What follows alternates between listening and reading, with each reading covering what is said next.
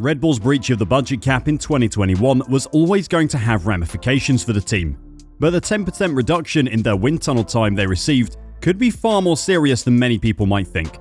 Mercedes made big gains on Red Bull toward the end of 2022, and with this penalty, Red Bull could be in big trouble of being caught. Was winning the 2021 drivers' title worth the cost of potentially throwing away both titles in 2023? And are Mercedes going to be the team to make the most of Red Bull's mistakes? Let's find out. As part of its punishment for breaching last year's cost cap, Red Bull was handed a $7 million fine and a 10% reduction in wind tunnel time as part of F1's aerodynamic testing restrictions. The extra loss of wind tunnel running will mean Red Bull is heavily compromised compared to Mercedes, Ferrari, and the rest of the grid. Wind tunnel time for the year works on a sliding scale. It's based on the championship position at the end of the previous season, and then reset on June 30th each year to reflect the current state of play. You'll hear a lot about teams having a certain percentage of wind tunnel time. This is all based on 100% being 40 runs a week. Red Bull finished first in the Constructors' Championship in 2022, so they'll have 70% wind tunnel time until June 30th. That equates to 28 runs a week. Confusingly, the 10% penalty is taken off that 70%, not the whole 100%, so they will have 63% aero testing time until June 2023, or 25.2 runs per week. If they're first in the Constructors' Championship on June 30th, 2023, they'll go the rest of the year with 25.2 runs per week. If they're lower, that number will rise, but they'll keep the 10% penalty. Hopefully that hasn't confused you too much. Basically, what that penalty means is that they'll have less time in the wind tunnel compared to the other teams, which means less time to refine upgrades and follow potential development paths. Mercedes finished third in the 2022 Constructors' Championship, so will have 80% wind tunnel time or 32 runs a week. That is a huge amount extra, about 27% extra. Speaking about the challenges of closing up the gap to Red Bull this winter with the F1 cost cap in place, Mercedes boss Toto Wolff reckons the aero testing deficit could be something that makes an impact. Asked if a recovery was more difficult now that there was a spending limit, Wolff said, "I think it's harder because you can't really invest more in order for the outcome to come quicker. But I think how the aerodynamic regulations are designed and the penalty that they've gotten is 25% less wind tunnel, and that can have an effect." Before the new cost cap regulations came into place, teams would happily run a wind tunnel 24 hours a day, 7 days a week. Ever wondered how Mercedes managed to spend $500 million each year running an F1 team, while other teams were running on less than $100 million? It's by having multiple wind tunnels running constantly, allowing them to develop faster and literally throw money at problems to fix them. Running a wind tunnel is expensive. In a separate interview, Wolff actually gave away how much lap time he thought the punishment would be worth. "We think 1 to 2/10 of a second per lap above the season average," he says. Obviously, that doesn't instantly mean they'll be at the back of the grid. Red Bull were lapping 1 to 2/10 a second faster than Mercedes in 2022. What it does mean is that Mercedes has the potential to gain that much more through development this season than Red Bull. If Red Bull's opponents fail to develop their cars effectively throughout the season, then the punishment won't make any difference. Mercedes was held back this year by pausing development of its W13 as it chased cures for the car's early season porpoising problems. But once it got on top of the core issues, it was able to make rapid improvements and managed to dominate the Brazilian Grand Prix weekend, with George Russell winning both the sprint and main Grand Prix. Asked if the strong end-of-season form had left Mercedes confident it would be back in the fight at the front next year, Wolff said, "I'm never confident. I'm a glass-half-empty guy and kind of never believe that the job that we're doing is good enough.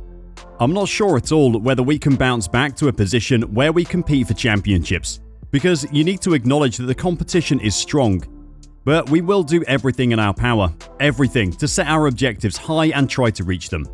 We think Mercedes probably can be confident of a fight back next season.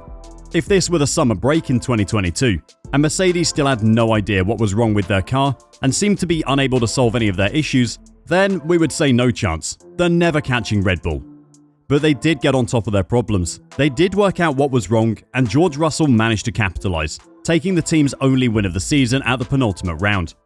The threat that Mercedes could pose in 2023 hasn't got Helmut Marko worried though.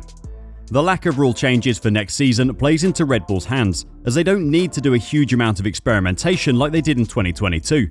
They can be more refined when planning and developing their upgrades. We have a handicap with the wind tunnel times, Marco said. That means we have to maximize each of our wind tunnel tests. Luckily, the rule changes are limited. We have a very good car this year, so we're relatively optimistic that at least we will be at the front again.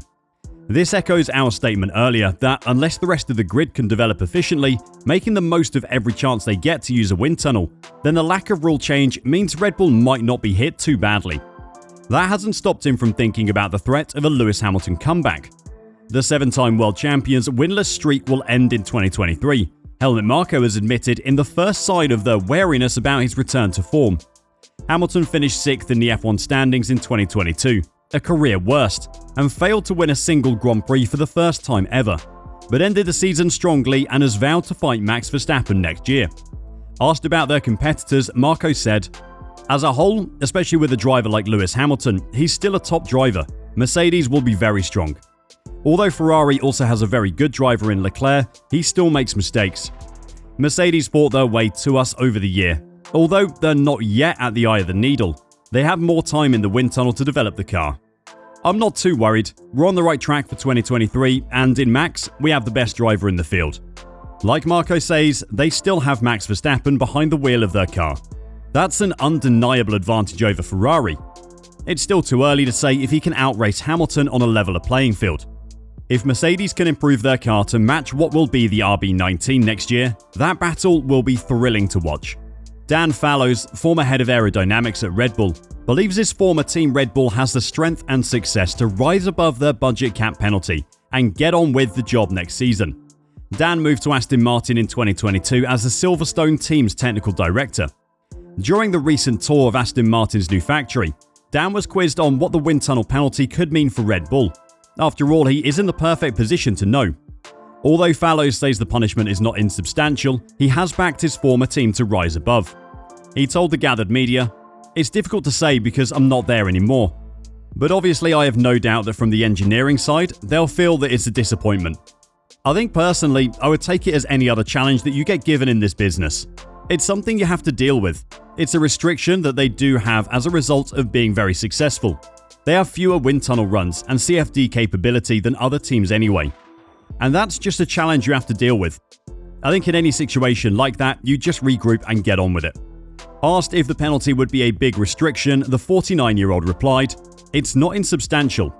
Like their rivals, Red Bull are already well into their 2023 car, which is by and large this year's but with a tweaked floor, as that's the only big rule change.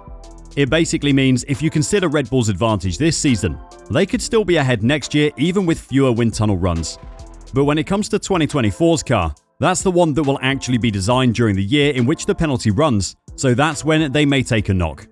As next year's championship progresses, the Milton Keynes squad will have to choose between using their allotted R&D time to develop the RB19 or to work on the RB20. If the team opens up a lead early next season, pulling away from the likes of Ferrari and Mercedes in the standings, they can take the chance of their rivals closing the gap in the latter part of the season and use all that time on their 2024 car. That is assuming they can nail their off-season though. Do you think Red Bull will be able to outdevelop Mercedes and Ferrari next year? Or is their stay at the top of the sport going to come to a very abrupt end? Let us know your opinions in the comments down below, and until next time, drive safe and bye for now.